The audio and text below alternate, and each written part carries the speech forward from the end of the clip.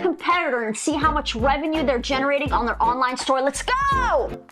What you want to do is you want to head over to PP Spy and get the Google Chrome extension. And then what you want to do as you're doing product research, you're going to find different competitors and you're going to come in here and put in the URL. The store does have to be a Shopify store. Then what you want to do is you want to click add to track, and then it's going to track it for 6 hours. Okay, it's gonna take 6 hours to track, and then it's gonna show you exactly the revenue that it generates. And then if you go to the website that you are looking to track, you could actually, when you get PP Spy, you could see here live sales. You click on live sales, and then it'll start tracking its live sales.